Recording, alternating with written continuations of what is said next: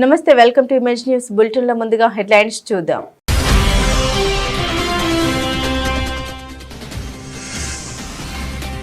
Kakinada fishing harbour జెట్టి వద్ద మత్స్యశాఖ ఆధ్వర్యంలో ప్రపంచ మత్స్యకార దినోత్సవం పాల్గొన్న ఎంపీ ఉదయ్ శ్రీనివాస్.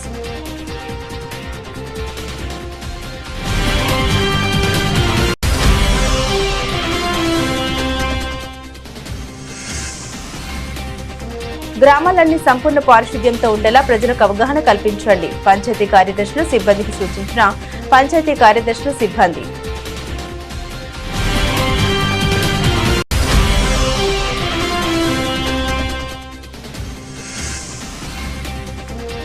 ఎమ్మెల్యే పెండం దొరబాబు అధ్యక్షతన పిఠాపురం పట్టణ జనసేన నాయకులు కార్యకర్తలతో ఆత్మీయ సమావేశం.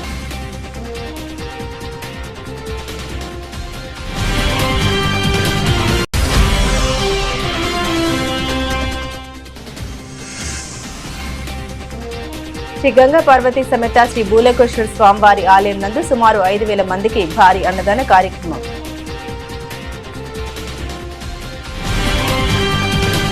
కాకినాడ జిల్లా శంకవరం మండలం అన్నవరం గ్రామంలో వేంచేసి ఉన్నటువంటి శ్రీ గంగా పార్వతీ సమేత శ్రీ భూలోకేశ్వర స్వామివారి ఆలయం నందు సుమారు 5,000 మందికి భారీ అన్నదాన కార్యక్రమం నిర్వహించిన ఆలయ కమిటీ.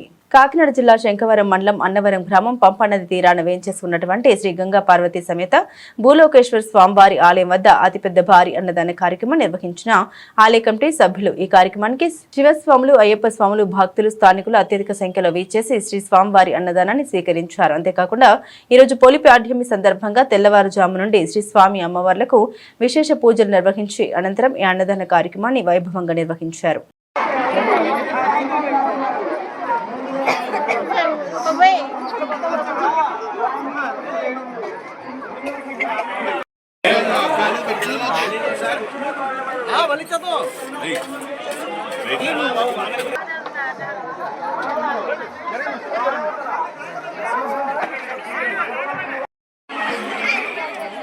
అలా ముందు జరుగు, ముందు జరగండి, అలాగే ముందు జరగండి.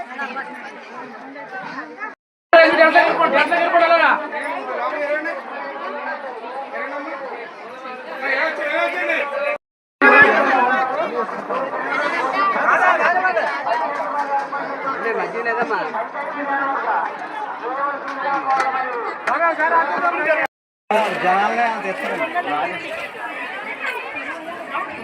అలా ముందుకు జరగండి.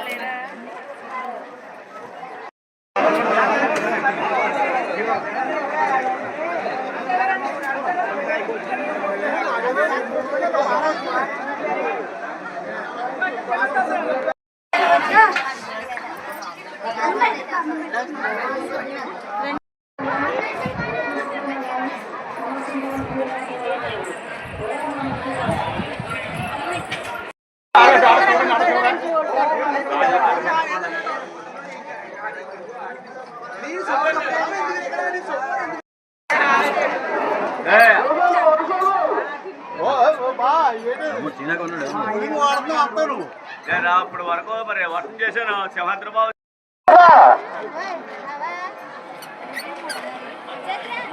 అంతరించిపోతున్న మత్స్య సంపదను పరిరక్షించే విధంగా ముఖ్యమంత్రి చంద్రబాబు నాయుడు, ఉప ముఖ్యమంత్రి పవన్ కళ్యాణ్ సూచనతో చర్యలు తీసుకుంటున్నట్లు రూరల్ శాసనసభ్యులు పంతం నానాజీ తెలిపారు.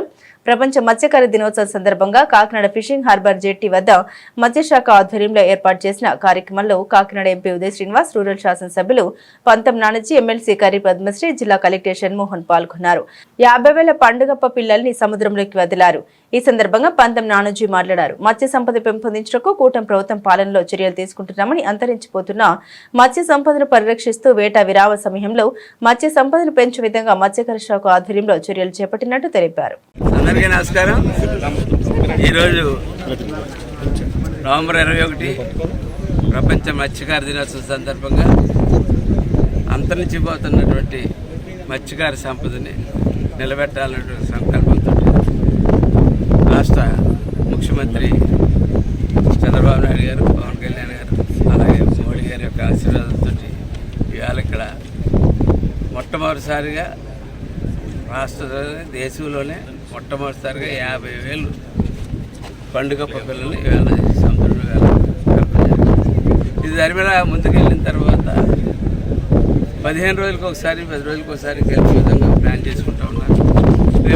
నెలల్లో వేట నిషేధం టైంలో 2 నెలలు 60 రోజులు ఆ పిల్ల ఆల్రెడీ 30 డేస్ పిల్ల మనం వేస్తూ ఉన్నాం కాబట్టి ఇంకొక ఈ 60 రోజుల్లో కూడా ఆ పిల్ల పెరిగి ఆ వేళకు కొంచెం వచ్చే సంపద పెరగడానికి అవకాశం పెరుగుతుంటుంది కాబట్టి అప్పటికి ఈ ఫిషరీస్ డిపార్ట్మెంట్ దానికి సన్నద్ధాలు చేసుకుంటూ ఉన్నారు. ఇది ఫిషింగ్లో కొత్త వరవడిగా మనం ఆలోచించవచ్చు. ఎందుకంటే చంద్రబాబు నాయుడు గారు మీకు తెలిసిందే, కళ్యాణ్ గారు మీకు తెలిసిందే, ఏదైనా కొత్త వరవడి కొత్త పరిపాలన విధానం తీసుకెళ్తా ఉన్నారు.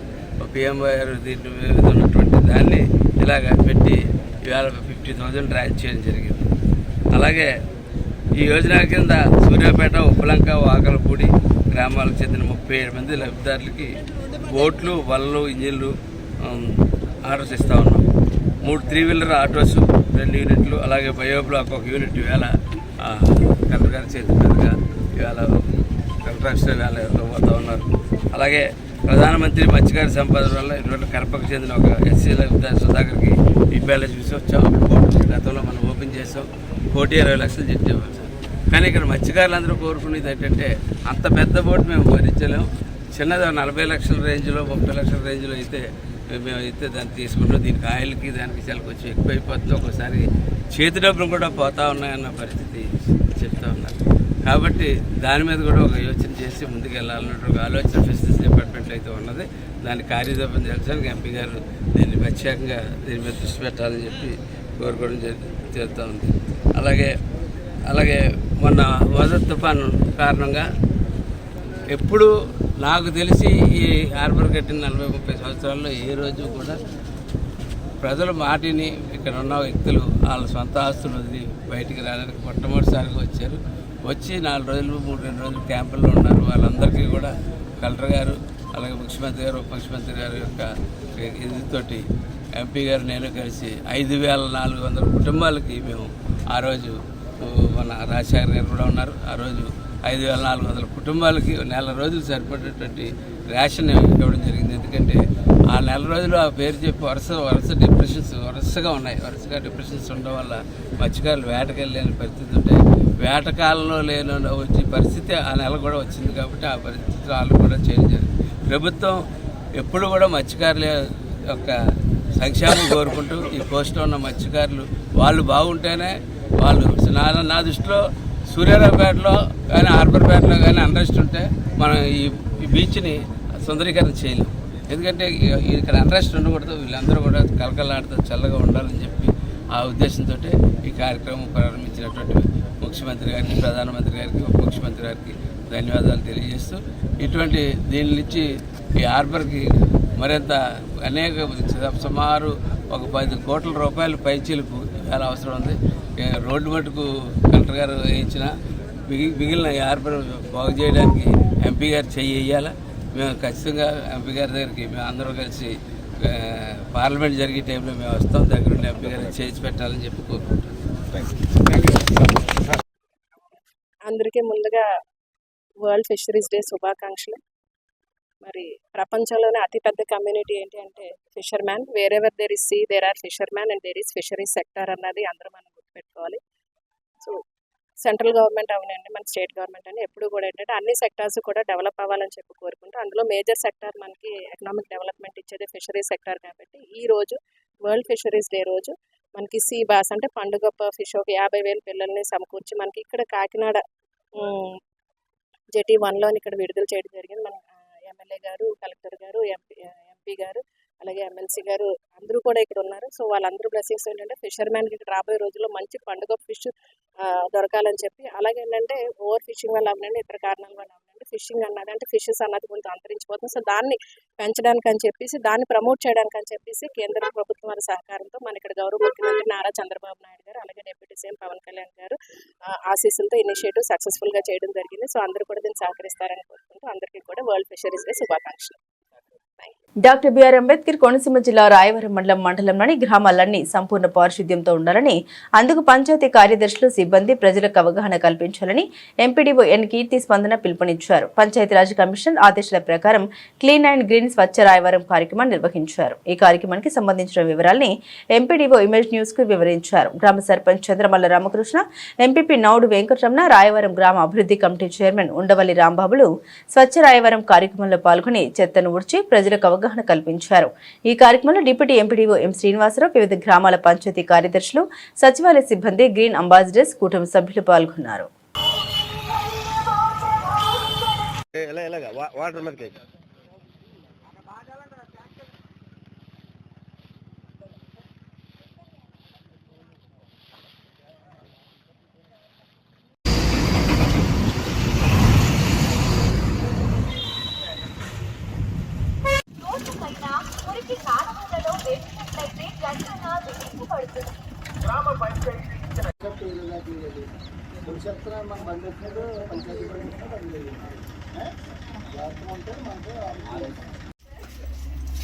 ట్రాక్టర్ దగ్గర పెట్టి బాగుంటుందేమో. కూరగాయలు పప్పు అలాంటివన్నీ భూమిలో కలిసిపోయాయి. అలాగే గ్లాస్, ప్లాస్టిక్ అలాంటివన్నీ ఇంకొక దాంట్లో వేసి సపరేట్గా చెత్త పెట్టించడం. బయట కాళ్ళలోనే బయట చెత్త వేసి చెత్త దాన్ని కంపల్సరీ 2 రోజులకు ఒకసారి మీకు వస్తుంది. అందులోనే చెత్త కూరగాయలు పప్పు అలాంటివన్నీ భూమిలో కలిసిపోయాయి. అలాగే గ్లాస్, ప్లాస్టిక్ అలాంటివన్నీ ఇంకొక దాంట్లో వేసి సపరేట్గా చెత్త పెట్టించడం. బయట కాళ్ళలోనే బయట చెత్త వేసి చెత్త దాన్ని కంపల్సరీ. అందరికీ నమస్కారం. మన గౌరవ పంచాయతీరాజ్ కమిషనర్ గారి ఆదేశాల మేరకు ఈరోజు 21 నవంబర్ తేదీన రాష్ట్ర వ్యాప్తంగా clean and green village theme మీద సస్టైనబుల్ డెవలప్మెంట్ గోల్స్ 2030 అనుసరించుకొని మనం రాయవరం గ్రామంలో, రాయవరం మండల్లో మనం ఈరోజు clean and green village program, Swachh Rayavaram program నిర్వహించడం జరిగిందండి.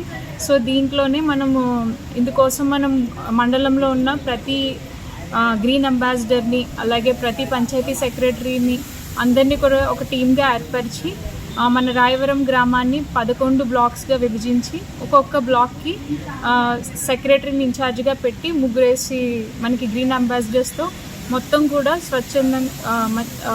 పారిశుద్ధ్యం నిర్వహించడం జరిగింది.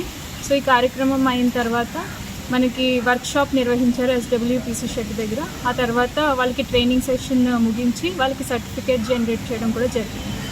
దీని ద్వారా మనకి రాష్ట్ర వ్యాప్తంగా మనకి పచ్చదనం పెంచి ప్లాస్టిక్ వ్యర్థాలని వీటిని కూడా మనం తగ్గించుకొని ప్లాస్టిక్ రహిత జీవన విధానాన్ని కూడా అవలంబించాలని కూడా మనము వాళ్ళకి ట్రైనింగ్ సెషన్లో కూడా అవేర్నెస్ జనరేట్ చేయడం జరిగింది. అలాగే డోర్ టు డోర్ కూడా మనము తిరిగి ప్రజలతో కూడా మాట్లాడి వాళ్ళు ఇలా తడి చెత్త, పొడి చెత్త విభజించి ఎప్పటికప్పుడు వాళ్ళు ఈ గ్రీన్ అంబాసిడర్కి చెత్త అందించే విధంగా వాళ్ళకి అవగాహన కూడా కల్పించడం జరిగింది. Thank you.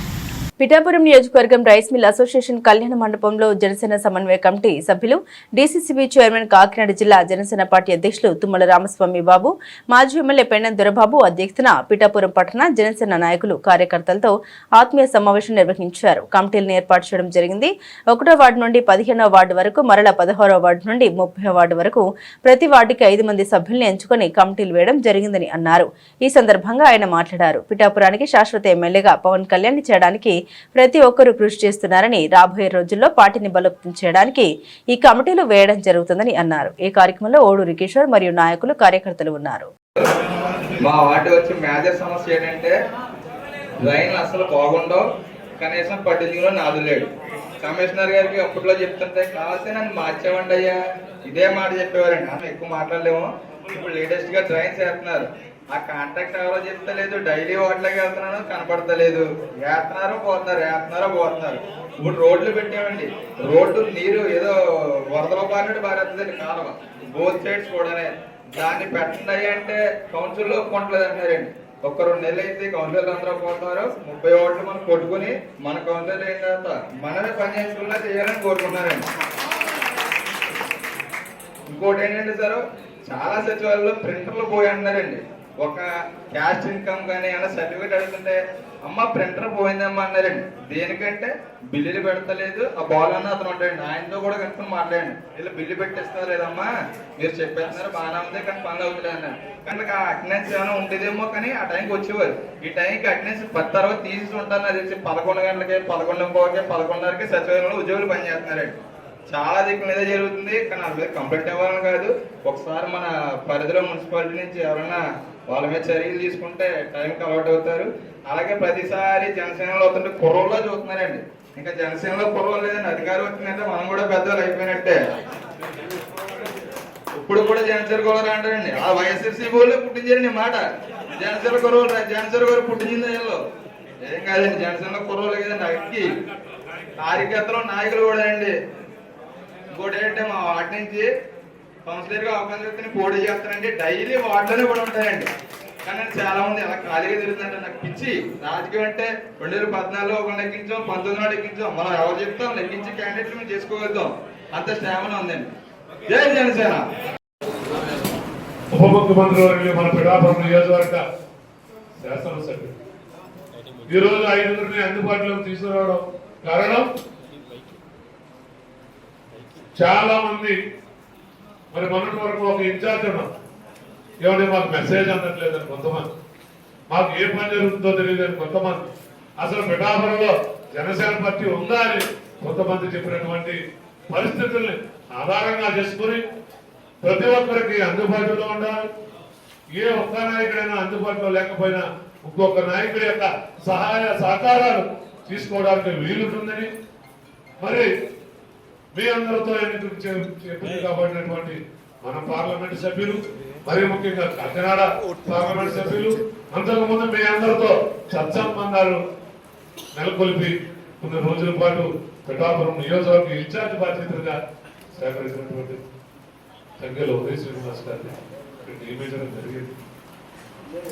పార్లమెంట్ సభ్యులు మీకు ఎల్లప్పుడూ అందుబాటులో ఉండడానికి ప్రయత్నం చేస్తా ఉన్నారు.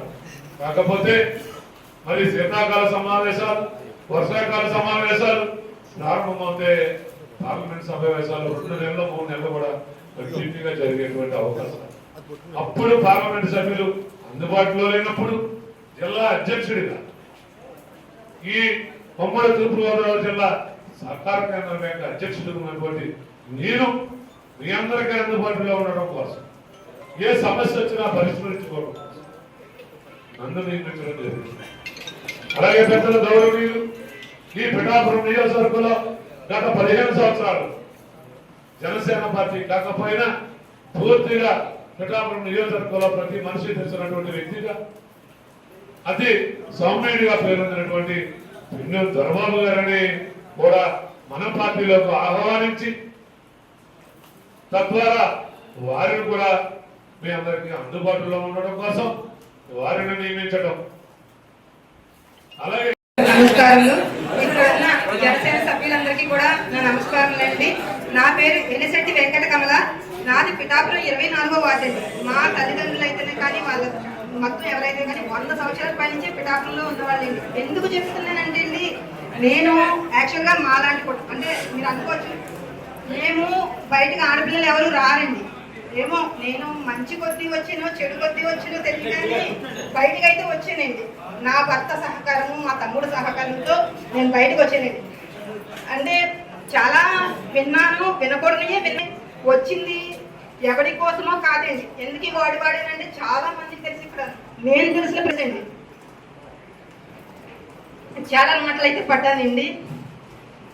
వచ్చింది కళ్యాణ్ గారి కోసము, అలాగే కాకినాడ ఎంపీ గారి కోసం వచ్చామండి. అలాగే పనిచేస్తున్నాం, ఎక్కడ కూడా ఏ రోజు కూడా వెనకడిగైతే వేయలేదండి ఈ రోజు వరకు కూడా.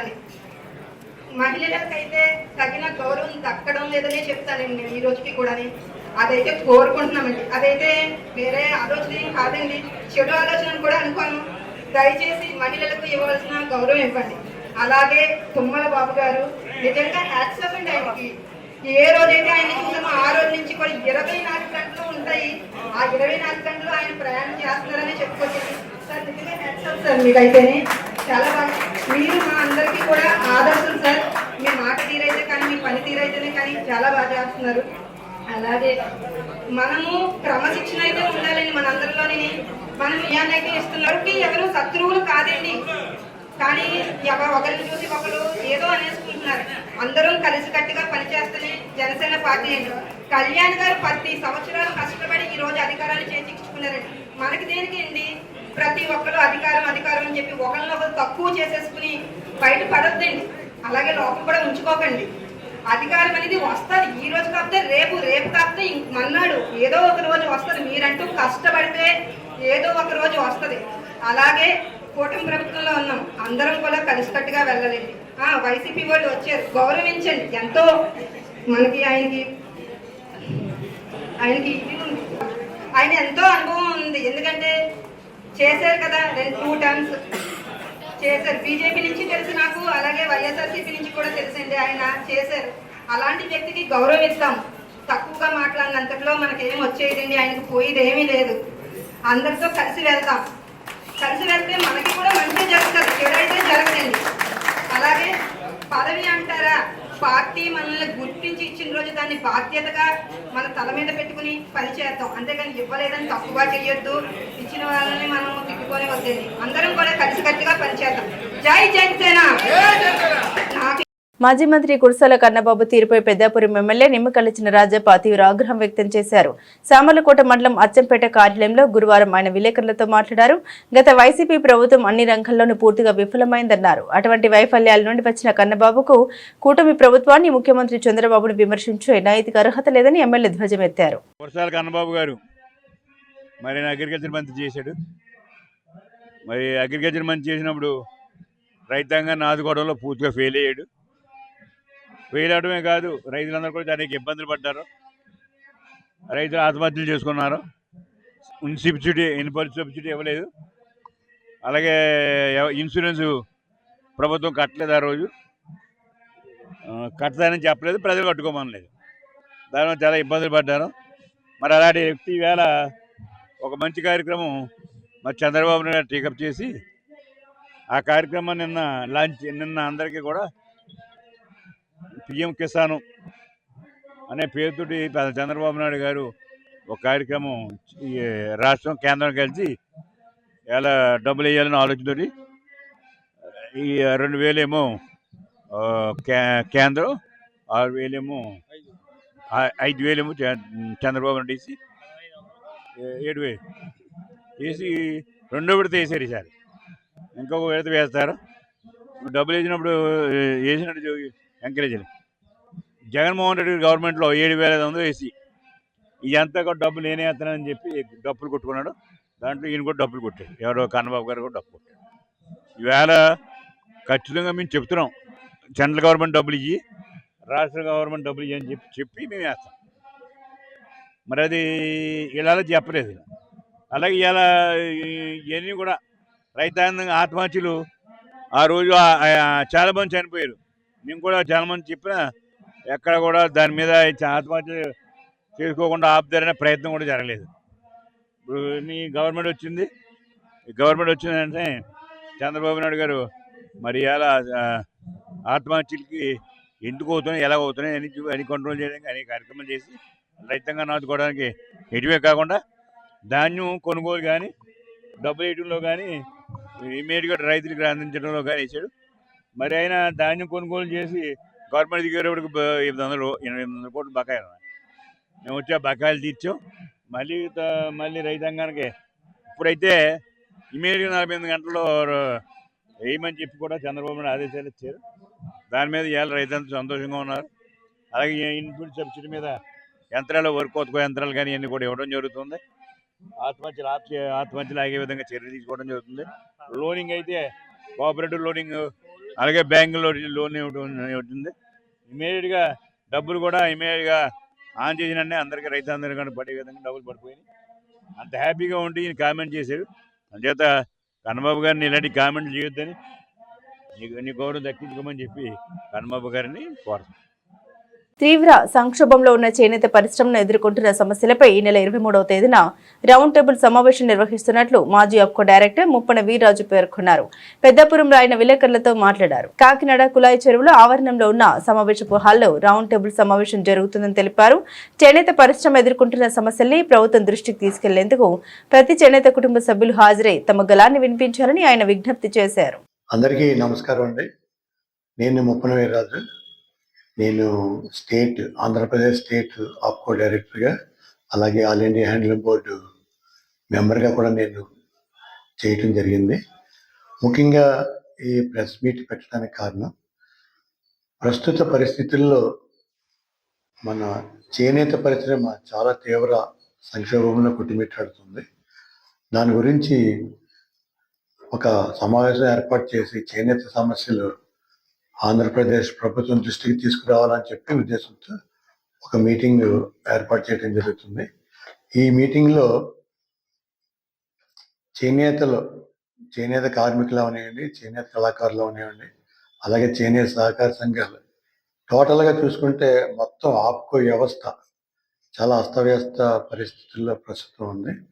ముఖ్యంగా చేనేత సహకార సంఘాలకి రావాల్సిన పావలా వడ్డీ బకాయిలు అయితేనే, యార్న్ సబ్సిడీ బకాయిలు, అలాగే డిసిసి బ్యాంక్ ద్వారా రావాల్సిన గత ప్రభుత్వంలో రావాల్సిన రిబేట్ 30%, చేనేత సహకార సంఘాల వస్త్రోత్పత్తులపై రిబేట్ ఇచ్చిన 30% రిబేట్ అయితేనే, ఇవన్నీ కూడా కోట్లాది రూపాయలు మన ఆంధ్రప్రదేశ్లో ఉన్న అన్ని చేనేత సహకార సంఘాలకి కూడా రావాల్సి ఉన్నది.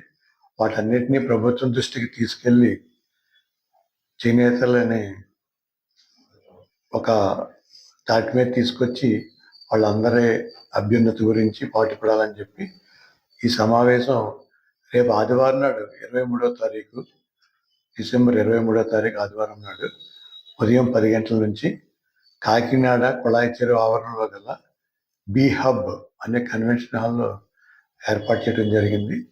దీనికి రాష్ట్ర వ్యాప్తంగా ప్రతినిధులందరూ కూడా వస్తున్నారు. అలాగే మన తూర్పుగోదావరి జిల్లా నుంచి కూడా చేనేత కార్మికులు, సొసైటీ సెక్రటరీలు, అధ్యక్షులు, మాజీ అధ్యక్షులు, అలాగే చేనేత నాయకులు, అభిమానులు అందరినీ కూడా రావాల్సిందిగా ఈ మీడియా ముఖ ద్వారా నేను వాళ్ళందరికీ ఆహ్వానం పలుకుతున్నాను. దీంట్లో ముఖ్యంగా మన చేనేత సమస్యలన్నింటినీ కూలంకషంగా మనం చర్చించి ప్రభుత్వం దృష్టికి తీసుకొచ్చి మన చేనేతల్ని, వారి స్థితిగతుల్ని మెరుగుపరచడానికి ఈ సమావేశం ముఖ్యంగా ఏర్పాటు చేయడం జరిగింది. కాబట్టి దీన్నే ఆహ్వానంగా భావించి మన చేనేత సోదరులు అందరూ కూడా హాజరు కావాల్సిందిగా కోరుతున్నాం. జై చేనేత. బులెటిన్ ముగించే ముందు హెడ్లైన్స్ మరోసారి.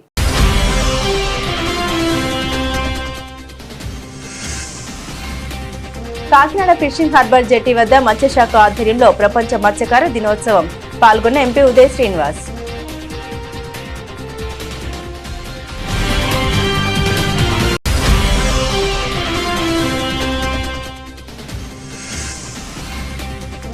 గ్రామాలన్నీ సంపూర్ణ పారిశుద్ధ్యంతో ఉండేలా ప్రజలకు అవగాహన కల్పించండి. పంచాయతీ కార్యదర్శులు సిబ్బందికి సూచించిన పంచాయతీ కార్యదర్శులు సిబ్బంది.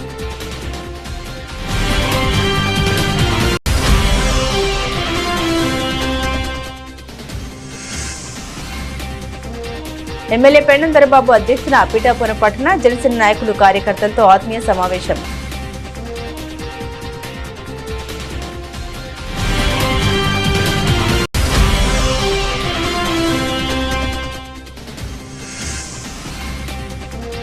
శ్రీ గంగా పార్వతీ సమేత శ్రీ భూలోకేశ్వర స్వామివారి ఆలయం నందు సుమారు 5,000 మందికి భారీ అన్నదాన కార్యక్రమం.